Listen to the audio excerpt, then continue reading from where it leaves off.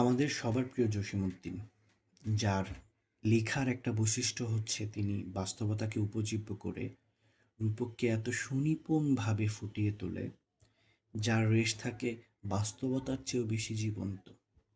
নকশিকাঁথার মাঠ ১৯২৯ সালে প্রকাশিত হয় এবং যার রেশ আসলে বাস্তবতার চেয়েও অনেক বেশি ভয়ঙ্কর, অনেক বেশি জীবন্ত।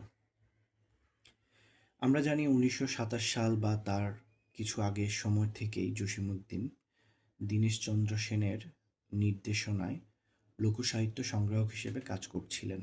১৯২৮ সালে তার পরিচয় হয় গফরগাঁও উপজেলার আহমদ আলী ওরফে রূপা মিয়ার সাথে। এই রূপা মিয়ার জীবনের উপর ভিত্তি করেই আমাদের এই নকশিকাঁথার মাঠ রচিত।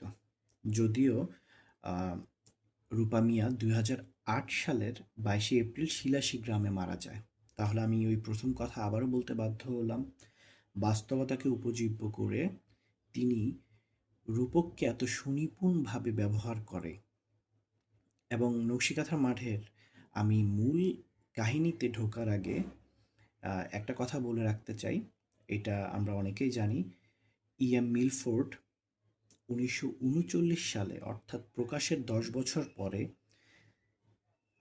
The field of the embroidery কোয়েল্ট নামে কিন্তু এটার আরও এক্সটেন্ডেড ভার্সন পরে বের হয়। যেমন অক্সফোর্ড ইউনিভার্সিটিতে ১৯৫৪ সালে এটার সাথে একটা লেজুর জুড়ে দিয়ে a tale of two Pakistani villages এভাবে প্রকাশিত হয়।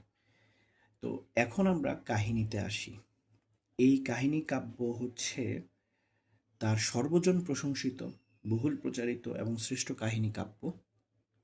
এতটাই সুনিপুণ যে আমি নকশিকাঁথার মধ্যেই আসলে এটা রিভিউ করতে বসেছি।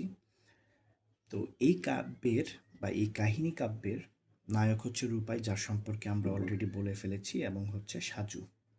এখানে কাহিনীটা হচ্ছে রূপাই এবং সাজুর প্রেম হয় এবং পরে তাদের বিয়ে হয়।